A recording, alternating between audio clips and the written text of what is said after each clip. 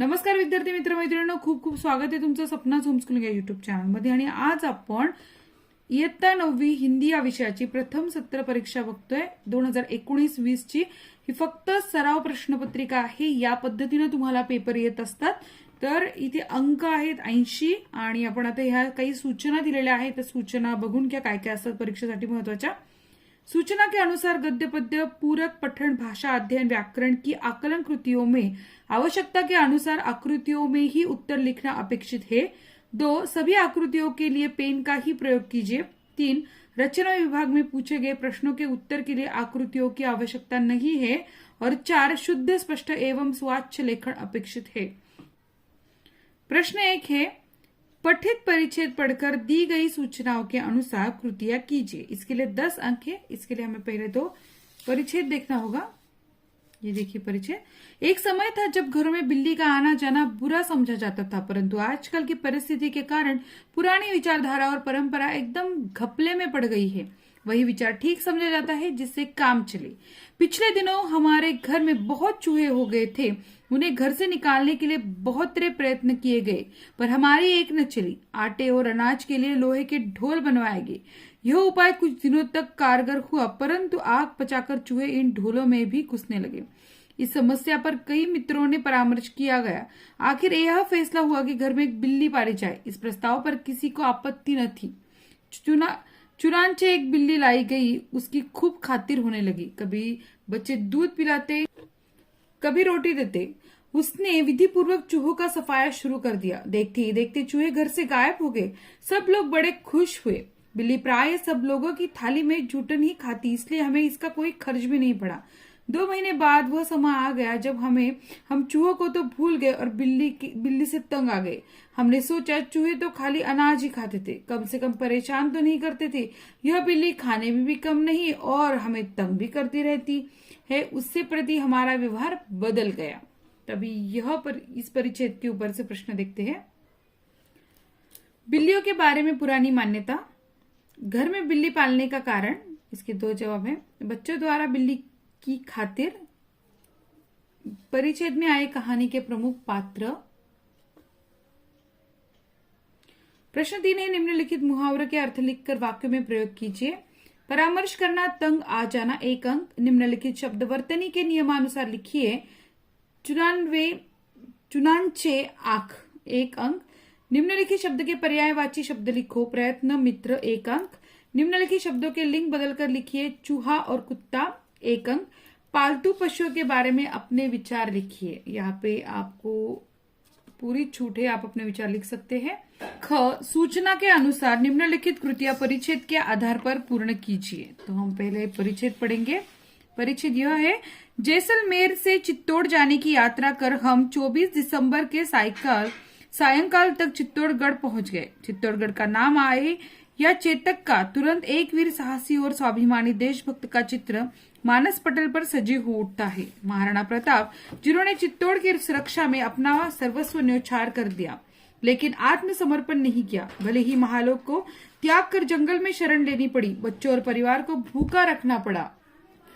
विशाल धरती शैया और खुली नील गगन चादर रहा, पर हार नहीं मानी। ऐसी ही एक और देशभक्त और स्वामी भक्त की याद ताजा हो जाती है। भामाशाह, जिसने अपनी सारी पूंजी अपने स्वामी सम्राट राणा प्रताप के चरण में अति विनम्र भाव से रख दी। इसी शहर से मीरा जैसे कृष्ण भक्त की यादें भी जुड़ी है। यह तो छोटा शहर है, लेकिन इसके कण कण में वीरता, त्याग और भक्ति भाव भरा दिखता है। यहाँ के बाशिंदों की सहजता, सरलता और भाईचारा देखकर सहज ही यहाँ के महापुरुषों के गुण की अभिव्यक्ति हो जाती है, जो इन्हें विरासत में मिले प्रतीत होते हैं। अभी इसके प्रश्न देखेंगे। प्रश्न 1 है, आकृति पूर्ण कीजिए। महाराणा प्रताप के जीवन के महत्वपूर्ण 2 घटक। 2 महाराणा प्रताप के गुण, इसके लिए 1-1 अंक है। 2 है, चौखट पूर्ण कीजिए। महाराणा प्रताप के स्वामी भक्त सहयोगी का नाम लिखना है यहाँ पे, और चित्तौड़ की एक महान भक्त कवियत्री, इनका नाम लिखना है। 1-1 अंक है। प्रश्न 3, काल परिवर्तन कीजिए।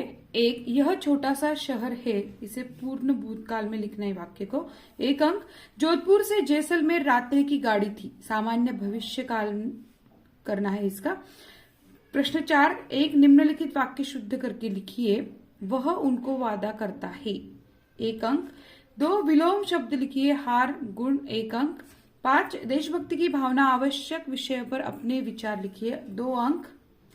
ग सूचना के अनुसार निम्नलिखित कृतियां परिच्छेद पढ़कर पूर्ण कीजिए।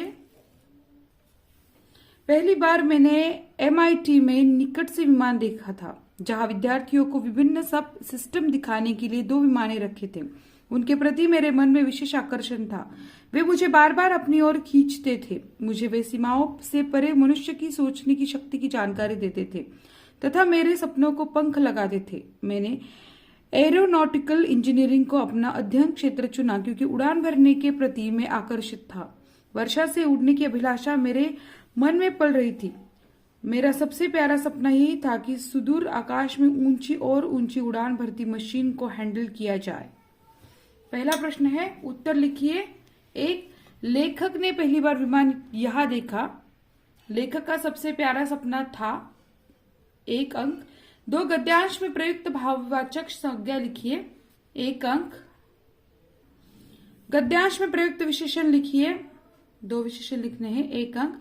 मेरी अभिलाषा विषय पर लगभग 4 से 6 पंक्तियों में लिखिए, 1 अंक। कृति 2 सूचना के अनुसार निम्नलिखित कृतियां पद्यांश के आधार पर पूर्ण कीजिए। वह सारे उधड़े उधड़े है, कोई सफा पलटता तो एक सिसकी निकलती है। कई लफ्जों में मानी गिर पड़े हैं, बिना पत्तों के सूखे टुंड लगते हैं वो सब अल्फाज, जिन पर अब कोई पानी नहीं उगते। जुबा पर जो जायका आता था, जो सफा पलटने का, अब उंगली क्लिक करने से बस झपकी गुजरती है। बहुत कुछ तह बह तह खुलता चला जाता है पर्दे पर। किताबों से जो जाति राब्ता था कट गया है। प्रश्न देखते हैं। प्रश्न 1 आकृति पूर्ण कीजिए। कवि की सिसकी निकलने के 2 कारण, 1 अंक। पुस्तकों के पृष्ठ पलटने में अंतर, यहाँ पे हमें लिखना है, 1 अंक। 2 आकृति पूर्ण कीजिए। कवि का घनिष्ठ रिश्ता था जिनसे वे, 1 अंक। झपकी गुजरना यानी क्या, इसके लिए मतलब लिखना है, 1 अंक। प्रश्न 3 विरुद्ध अर्थी शब्द लिखिए। सूखा, गिरना, 1 अंक। इन शब्दों के लिए पद्यांश में आए समानार्थी शब्द, लफ्ज, सफा, 1 अंक। और चौथा प्रश्न है, किसी 4 लाइन का अर्थ लिखिए, 2 अंक। प्रश्न 6 सूचना के अनुसार निम्नलिखित कृतियां पद्यांश के आधार पर कीजिए। शील, विनय, आदर्श, श्रेष्ठता तार बिना झनकार नहीं है। शिक्षा क्या स्वर साध सकेगी यदि नैतिक आधार नहीं है। कीर्ति कौमुदी की गरिमा में संस्कृति का सम्मान न भूले। निर्माणों के पावन युग में हम चरित्र निर्माण न भूले। स्वार्थ साधना की आंधी में वसुधा का कल्याण न भूले। आविष्कारों की कृतियों में यदि मानव क्या प्यार नहीं है। सृजनहीन विज्ञान व्यर्थ है, प्राणी का उपकार नहीं है। भौतिकता के उत्थानों में जीवन का उत्थान न भूले। इसके आधार पर प्रश्न है, आकृति पूर्ण कीजिए। पद्यांश में आए मनुष्य के 2 सद्गुण, 1 अंक। आकृति पूर्ण कीजिए। शिक्षा के साथ आवश्यक है, 1 गुण, 1 अंक इसके लिए। और हम जिन्हें न भुलाए वे, 1 अंक। प्रश्न दूसरा है, आकृति पूर्ण कीजिए। होना जरूरी है आविष्कारों में और विज्ञानों में। प्रश्न तीसरा है, रेखांकित अवयव के प्रकार लिखिए। तार बिना झनकार नहीं है। पद्यांश में से 2 विराम चिन्ह के नाम लिखिए, इसके लिए 1 अंक है। और उपर्युक्त पद्यांश पढ़कर किसी 4 लाइन का भावार्थ लिखिए, इसके लिए 2 अंक है। जो निम्नलिखित कृतियां सूचना के अनुसार पद्यांश के आधार पर पूर्ण कीजिए, 4 अंक है इसके लिए। 1 पद्यांश पढ़ लेते पहले। जहां शर की बात नहीं है, अपनी अपनी घात नहीं है, अनाचार का नाम नहीं है, सीधे सीधे भोले भाले ये ग्रामीण मनुष्य निराले। एक दूसरे की ममता है, सब में प्रेमदायी समता है। यद्यपि ये काले है तन से, पर अति ही उज्जवल है मन से। प्रश्न 1 गांव की विशेषताएं, 1 अंक। 2 गांव के लोगों की विशेषताएं, उसके लिए 1 अंक। और 2 उपर्युक्त कविता का सरल अर्थ लिखिए, इसके लिए 2 अंक है। कृति 3 सूचना के अनुसार निम्नलिखित कृतियां परिच्छेद के आधार पर पूर्ण कीजिए। तो परिच्छेद पढ़ते हैं। हिंदी साहित्य के 1000 वर्षों के इतिहास में कबीर जैसा व्यक्तित्व लेकर कोई लेखक उत्पन्न नहीं हुआ। महिमा में यह व्यक्तित्व वह केवल एक ही प्रतिद्वंदी जानता है, तुलसीदास। परंतु तुलसीदास और कबीर के व्यक्तित्व में बड़ा अंतर था। यद्यपि दोनों ही भक्त थे, परंतु दोनों स्वभाव, संस्कार और दृष्टिकोण में एकदम भिन्न थे। मस्ती फक्काड़ना स्वभाव और सब कुछ ही झाड़ फटकार कर चल देने वाला तेज ने कबीर को हिंदी साहित्य का अद्वितीय व्यक्ति बना दिया है। उनकी वाणी में सब कुछ को पाकर उनका सर्वजयी व्यक्तित्व विराजता रहता है। उसी ने कबीर की वाणी में अनन्य साधारण जीवन रस भर दिया है। कबीर की वाणी का अनुकरण नहीं हो सकता। अनुकरण करने की सभी चेष्टाएं व्यर्थ सिद्ध हुई है। प्रश्न है पहला, उत्तर लिखिए। महिमा में कबीर के प्रतिस्पर्धी का नाम लिखना है, 1 अंक। वह समानता जो कबीर और तुलसी दोनों में थी, इसमें लिखनी है 1 अंक। और डैश डैश कबीर की विशेषता है डैश डैश, यह 2 अंक है इसके लिए प्रश्न के लिए। प्रश्न 2 है, कबीर का फक्काड़ना स्वभाव विषय पर अपने विचार 6 से 8 वाक्यों में लिखिए, इसके लिए 2 अंक है। प्रश्न 4 है, सूचना के अनुसार निम्नलिखित कृतियां कीजिए। ये लेखन कौशल्य का विभाग है। 1, 19 सरस्वती सदन गुरुवार पेट नागपुर 44001 से धर्मेश अपने मित्र भावेश भावना को उनके जन्मदिन के अवसर पर बधाई पत्र लिखता है या फिर लिखती है, 5 अंक इसके लिए। अथवा पत्र तैयार कीजिए, सस्ता आयुर्वेद भंडार 17 विक्रांत पथ नासिक 42220001 VPP से अपने औषधियां भेजने के लिए पत्र 2, इसके लिए भी 5 अंक है। आप एक तो यह पत्र लिख सकते हैं या फिर ये लिख सकते हैं। 2, कहानी लेखन, दिए गए मुद्दों के आधार पर कहानी लिखिए, उसके शीर्षक भी दीजिए। लकड़हारा डैश डैश नदी के किनारे पे पेड़ डैश डैश लकड़ी काटना, कुल्हाड़ी पानी में गिरना, देवदूत का आना, सोने की कुल्हाड़ी देना, इनकार लोहे की कुल्हाड़ी देना, स्वीकार सोने चांदी की कुल्हाड़ियां इनाम में, 5 अंक इसके लिए। तीसरा प्रश्न है, निम्नलिखित परिच्छेद पढ़कर उस पर 5 प्रश्न तैयार कीजिए जिनके उत्तर एक वाक्य में हो। हमारे देश में धर्मों संप्रदायों के अनेक उपासना गृह, मंदिर, मस्जिद, गिरजाघर और गुरुद्वारे हैं। सभी शांति चाहते हैं, पर शांति का दर्शन कहीं होता नहीं। हर जगह कोई न कोई आंदोलन छिड़ा है। पत्थर, सीमेंट, गारे, चूने से बने इन भव्य पवित्र स्थानों से मनुष्य की नैतिकता को कोई बल क्यों नहीं मिलता? जरूरत इस बात की है कि इन धार्मिक स्थानों से नैतिकता और शांति का संदेश प्रसारित हो। इस स्थानों से परंपरागत पुजारियों की जगह गण्यमान्य विद्वान हो, जो हमारे मन को शांति दे और उसके एक विशेष आस्था का संचार हो। हमें आज धार्मिक क्षेत्र में आवश्यक तो है वैचारिक क्रांति की, सत्साहित्य की एवं चरित्र निर्माण की।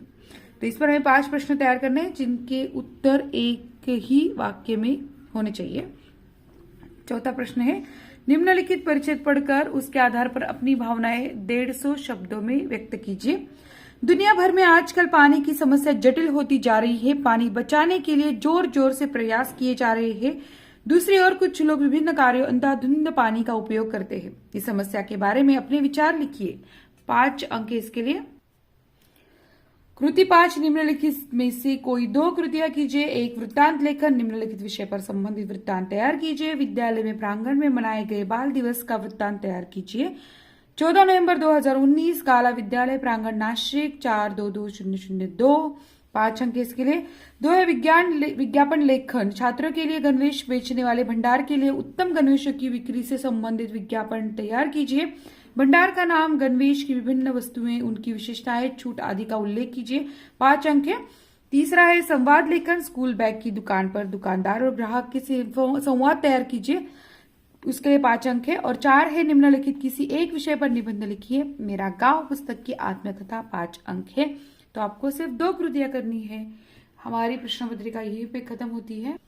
अगर ये वीडियो आपको अच्छा लगता है तो लाइक कीजिए, शेयर कीजिए, कमेंट कीजिए और सपना होम स्कूलिंग चैनल को सब्सक्राइब कीजिए। धन्यवाद।